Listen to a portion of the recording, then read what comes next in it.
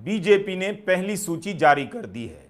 हरियाणा विधानसभा चुनाव के लिए 67 उम्मीदवारों की सूची में 12 विधायकों के टिकट कटे हैं। 12 में से 3 मंत्री हैं। 2019 में बीजेपी को 90 सीटों में से 40 सीटें आई थीं और 50 पर बीजेपी हार गई थी। इन हारी हुई सीटों पर भी 28 जगहों पर उम्मीदवार बदले गए हैं। तो इस तरह से 40 सीटों पर टिकटें कटी हैं या बदल दी गई हैं। इसे लेकर हरियाणा बीजेपी से इस्तीफे और बगावत की भी खबरें आने। हम आज के वीडियो में टिकट काटने और दूसरे दलों से लाकर टिकट देने की बीजेपी की रणनीति पर करेंगे। मंत्रियों का टिकट कटा है। खेल मंत्री, ऊर्जा मंत्री का टिकट हर पार्टी अपने उम्मीदवारों का, विधायकों का काटती है, लेकिन जिस तरह से बीजेपी टिकट काटती है मौजूदा विधायकों का और दूसरे दलों से विधायक या नेता लाकर उन्हें टिकट देती है, यह पार्टी के बारे में बहुत कुछ कहता है। ऐसा किसी भी दूसरे दल में नहीं होता। यह बताता है कि बीजेपी दूसरी पार्टी पर किस तरह से नजर रखती है। अपनी पार्टी के अलावा दूसरी पार्टी के विधायकों पर भी काम करती है। उसके दूसरे राजनीतिक दलों से संबंध का पता चलता है और सरकार और न्यायपालिका के भीतर भी बीजेपी के संबंध कितने गहरे हो चुके हैं यह भी पता चल जाता है जब चुनाव आता है। लोकसभा चुनाव से पहले कोलकाता हाईकोर्ट के जज के पद से इस्तीफा देकर अभिजीत गंगोपाध्याय 2 दिन के भीतर बीजेपी में शामिल होते हैं और बीजेपी उन्हें लोकसभा का टिकट दे देती है।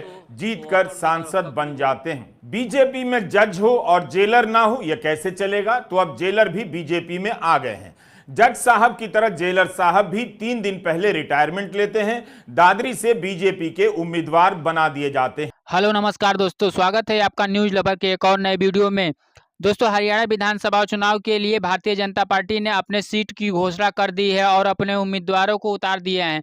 दोस्तों, बताया जा रहा है कि तमाम मौजूदा विधायकों के सीट कटे हैं, जिनमें से 12 टिकट कटे हैं और जिनमें से 12 टिकट में से 3 मंत्री बताए जा रहे हैं। दोस्तों, इसके बाद बीजेपी का एजेंडा है कि अपने पार्टी के विधायकों को, पुराने विधायकों की सीट को काट दिया जाए। जहां पे बीजेपी को लगता है कि हम यहां कमज़ोर हैं, वहां अपने विधायकों की सीट काट देता है और काटने के बाद वहां पे जबकि दूसरे पार्टी से लाए गए उम्मीदवार को टिकट वहां पर दे दिया जाता है। दोस्तों, ये एजेंडा बीजेपी का बहुत पुराना है और इस पे बीजेपी विधिवत रूप से काम करती है और बीजेपी के कार्यकर्ता भी इस पे विधिवत रूप से काम करते हैं। दोस्तों, रवीश कुमार ने बताया कि हाल ही में लोकसभा चुनाव में कलकत्ता के सुप्रीम कोर्ट के जज को सांसद के लिए टिकट दिया जाता है और वो सांसद जीत जाते हैं। इसी प्रकार अब बीजेपी में शामिल होने के लिए जेलर को भी आमंत्रित किया गया है और जेलर 3 दिन पहले ही इस्तीफा देते हैं और देने के बाद तुरंत बीजेपी में शामिल हो जाते हैं और बीजेपी पार्टी ज्वाइन कर लेते हैं। इसको लेकर के रवीश कुमार का क्या मानना है और क्या कहना है पूरे बीजेपी के पार्टी के लिए, आइए जानते हैं और हम मिलते हैं वीडियो के अंत में। बीजेपी के साधारण कार्यकर्ताओं और नेताओं की दाद देनी पड़ेगी। दूसरे दलों से आए उम्मीदवारों के लिए ये काफी मेहनत करते हैं। लोकसभा में 100 उम्मीदवार थे जो दूसरे दलों से आए। बीजेपी ने उनके लिए बहुत मेहनत की। बीजेपी एक प्लेटफॉर्म की तरह काम करती है। जैसे ट्विटर एक प्लेटफॉर्म है, उस पर कोई भी अपना अकाउंट खोल सकता है, चाहे किसी भी धारा या विचारधारा का हो। बस कोई भी आ जाए, कोई भी जीत जाए। जिसने 2 दिन पहले आलोचना की, नरेंद्र मोदी के खिलाफ बयान दिए, वह भी आ जाए, स्वागत है, टिकट मिलेगा।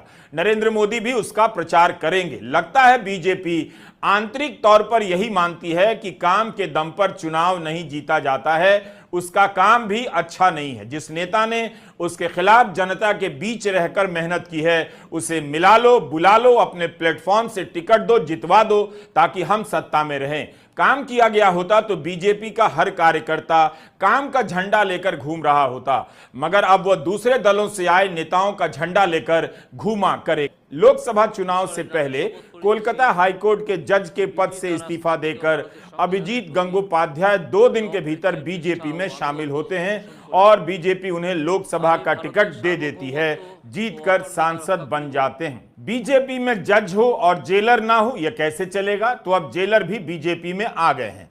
जज साहब की तरह जेलर साहब भी 3 दिन पहले रिटायरमेंट लेते हैं। दादरी से बीजेपी के उम्मीदवार बना दिए जाते हैं। सुनील सांगवान के बारे में कहा जाता है कि उनके जेलर रहते हुए हत्या और बलात्कार जैसे मामलों में दोषी करार दिए गए राम रहीम को 6 बार पैरोल और फरलो दी गई। जेल अधीक्षक की सिफारिश पर ही किसी कैदी को फरलो या पैरोल दी जाती है। राम रहीम को अभी तक 10 बार पैरोल और फरलो मिली है, जिनमें से 6 बार सुनील सांगवान ने सिफारिश की। अब ये बीजेपी से उम्मीदवार हो गए। क्या सुनील सांगवान बीजेपी के हिसाब से सिफारिश कर रहे थे? हर चुनाव के समय राम रहीम को बाहर कर दिया जाता है। एक तरह से जो जेलर बीजेपी की मदद कर रहे थे चुनाव में, अब वह बीजेपी के टिकट से लड़ेंगे। इस तरह से आपको अलग से न्यायपालिका में या कार्यपालिका में बीजेपी या आरएसएस को देखने की जरूरत नहीं है। आप केवल बीजेपी को ही देख लीजिए, वहां आपको न्यायपालिका और कार्यपालिका का दर्शन हो जाएगा। ऐसी कितनी पार्टी है जहां जज और जेलर दोनों के दर्शन हो जाएं? अब तो सरकारी कर्मचारियों को भी आरएसएस की शाखा में जाने के लिए कह दिया गया है। जाहिर है वे कांग्रेस के सेवा दल में तो जाएंगे नहीं, जाएंगे तो सस्पेंड हो जाएंगे। आरएसएस की शाखा में जाते रहेंगे तो विधायक और सांसद होने का चांस भी रहेगा। कार्यपालिका का क्या होगा इसकी बिल्कुल चिंता मत कीजिए। जब तक आपके बच्चे के पास गौरक्षक बनने का अवसर मौजूद है, देश का क्या होगा यह सब मत सोचा कीजिए। गाना गाइए, डैडी कहते हैं बड़ा नाम करेगा, बेटा हमारा गौरक्षक बनेगा। अब आते हैं बीजेपी के विधायिका से संबंध पर। बीजेपी अपनी पार्टी के अलावा दूसरी पार्टी के विधायकों से भी वैसा ही रिश्ता रखती है जैसे जेलर साहब या जज साहब बीजेपी से रखते होंगे या बीजेपी उनसे रखती होगी। कुछ दिन पहले जननायक जनता पार्टी से 5 विधायक बीजेपी में शामिल होते हैं। इस पार्टी के 2 अन्य नेता भी शामिल होते हैं जो विधायक नहीं हैं। इन सभी 7 को बीजेपी ने विधानसभा चुनाव का टिकट दिया है। चंद दिन पहले जजपा से भाजपा में आए इन नेताओं को टिकट मिला, कांग्रेस से आए 2 नेताओं को भी टिकट मिला और एक इनेलो से आए नेता को भी मिल गया। इस तरह से 67 की लिस्ट में 10 दूसरे दल से आए नेता हैं जो हाल ही में भाजपाई हुए। 10 सीटों पर बीजेपी के क्या अपने उम्मीदवार नहीं? दुनिया की सबसे बड़ी पार्टी है, कार्यकर्ता तो होंगे ही। क्या कोई भी इस लायक नहीं था जिसे बीजेपी इन 10 सीटों पर टिकट दे सकती थी? इस चक्कर में नहीं पड़ते हैं, वरना कहेंगे कि कांग्रेस में भी तो यही होता है।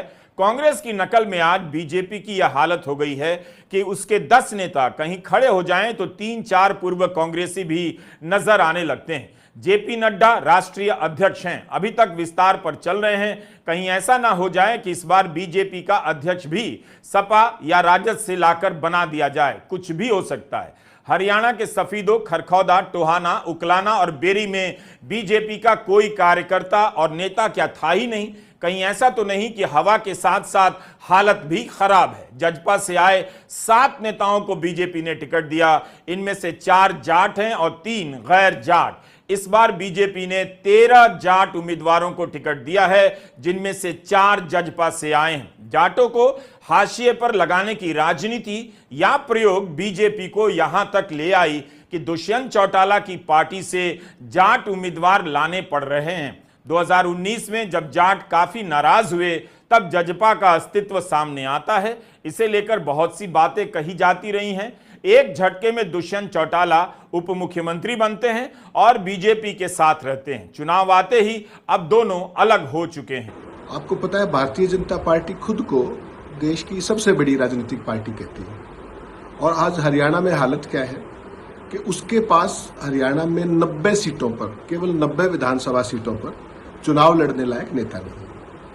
इसी का कारण है कि पार्टी को, चाहे आप लोकसभा की बात करें चाहे विधानसभा की बात करें, उसमें दूसरे दल से आए हुए नेताओं पर निर्भर रहना पड़ता है। आपको ध्यान होगा अभी जून में जब चुनाव के परिणाम आए, आपके जो लोकसभा चुनाव हुआ इस बार, उसमें जो भाजपा के 10 प्रत्याशी खड़े हुए थे भाजपा टिकट पर, उनमें से केवल 4 बीजेपी के थे मूल काडर के और 6 आयतित प्रत्याशी थे। और अब विधानसभा की अगर आप बात करेंगे तो कल जो पहली सूची आई है उसमें 67 प्रत्याशी घोषित किए गए हैं और इनमें से 10 जो प्रत्याशी हैं वो दूसरी पार्टियों से इंपोर्टेड है। और ये वो भी है कि बीजेपी को अपने कार्यकर्ताओं में अब नेता दिखाई नहीं देते और दूसरे दल के नेताओं में विधायक या सांसद ज्यादा दिखाई देने लगे हैं। निखिल मदान को सोनीपत से टिकट दिया गया है। मदान कांग्रेस से सोनीपत के मेयर चुने गए, उन्हें काफी वोट मिला था और हुड्डा के करीबी माने जाते हैं। निखिल मदान को बीजेपी ने कैबिनेट मंत्री रही कविता जैन का टिकट काटकर उम्मीदवार बनाया है। अमर उजाला दैनिक भास्कर ने लिखा है कि इसे लेकर बीजेपी में विद्रोह हो गया है। रतिया से भी विधायक रहे लक्ष्मण नापा ने भाजपा के प्रदेश अध्यक्ष मोहन राज बडोली को इस्तीफा भेज दिया है। रतिया से उनका टिकट काट दिया गया, लेकिन टिकट काटने और दूसरे दलों से नेताओं को लाकर टिकट देने में बीजेपी का कुछ तो कमाल है जो दूसरे दलों से अलग है, क्योंकि कई चुनावों में देखा गया है कि बीजेपी ने जितने टिकट काटे हैं उनमें से ज्यादातर सीटों पर बीजेपी जीत गई है। तो विपक्ष को देखना चाहिए कि जहां बीजेपी टिकट काटती है वहां वह क्यों नहीं बीजेपी को हरा पाता है। देखना होगा कि जिन 12 सीटों पर बीजेपी ने पहली लिस्ट में टिकट काटे हैं और जिन 10 सीटों पर दूसरे दलों के नेताओं को टिकट दिए हैं, यानी 22 सीटों पर विपक्ष की क्या रणनीति होती है। इन 22 सीटों के नतीजे ही बताएंगे कि 90 सीटों वाली विधानसभा में बीजेपी कहां पहुंचती है और कांग्रेस आगे निकलती है या नहीं। क्या हर बार यह जिताऊ फॉर्मूला साबित होगा, यह भी एक सवाल है, क्योंकि लोकसभा चुनाव में बीजेपी के लगभग 1/4 उम्मीदवार किसी और दल से पिछले 10 साल में बीजेपी में आए थे। कुल 441 में से 110 ऐसे उम्मीदवार थे। इन 110 में से 90 से भी ज्यादा पिछले 5 साल में अपनी पार्टी छोड़कर बीजेपी में आए। इनका प्रदर्शन बहुत खराब रहा। 110 में से 69 उम्मीदवार लोकसभा चुनाव हार गए। ऐसा लगता है कि बीजेपी का कार्यकर्ता अब पक चुका है दूसरे दल से आए नेताओं को विधायक या सांसद बनाते हुए।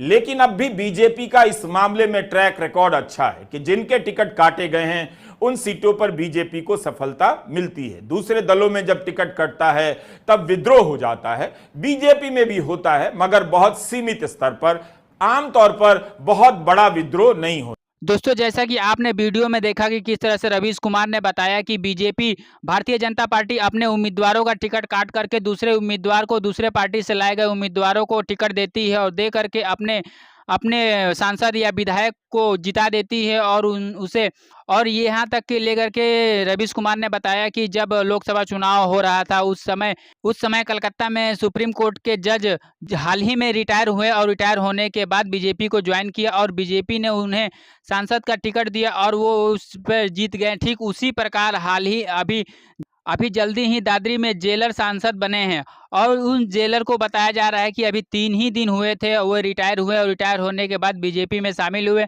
और वो वहाँ के सांसद बन गए। दोस्तों, ये लेकर के बीजेपी का जो एजेंडा है दूसरे पार्टी से अपने पार्टी में लोगों को ज्वाइन करना और अपने आप को कामयाब करना, ये बीजेपी का बहुत ही स्वाब और बहुत ही अच्छी तरीके से एजेंडा सेट हो चुका है और बीजेपी इस पे अच्छी तरह से कार्य भी कर रही है। दोस्तों, लोकसभा चुनाव हो या कोई भी चुनाव हो, उस चुनाव में बीजेपी हर बार अपने उम्मीदवारों के साथ नए उम्मीदवार को ले आती है और जहां पे वो कमज़ोर दिखती है कि हम यहाँ कमज़ोर है, वहां पे नए उम्मीदवार उतार करके उन्हें जिता लेती है। और बीजेपी का ये भी एजेंडा रहा है कि जहां पे वो पार्टी कमज़ोर दिखती है उस पार्टी से वो उम्मीदवार को ले आता है और ले आकर के अपने पार्टी में शामिल कर देता है। अगर ऐसा नहीं होता है तो उसे डरवाया जाता है, धमकाया जाता है। आपने सुना ही होगा कि ईडी और सीबीआई का जांच लगा करके लोगों को और विधायकों को डरवा करके, धमका करके, यहाँ तक कि सीएम को भी डरवा धमका करके उसको अपने पार्टी में ज्वाइन कर लिया जाता है। ये बीजेपी का एजेंडा है कि फूट डालो नीति करने का जो एजेंडा अंग्रेजों ने सेट किया था, आज वो बीजेपी करती हुई नजर आ रही है। दोस्तों, आपकी अपनी राय क्या है बीजेपी पार्टी को लेकर के? अपनी राय कमेंट बॉक्स में लिखें और हम मिलते हैं फिर नए वीडियो के साथ। अगर वीडियो अच्छी लगी हो तो वीडियो को लाइक करें, चैनल को सब्सक्राइब करें। हम मिलते हैं नए वीडियो के साथ, तब तक के लिए नमस्कार, जय हिंद, आपका दिन शुभ हो।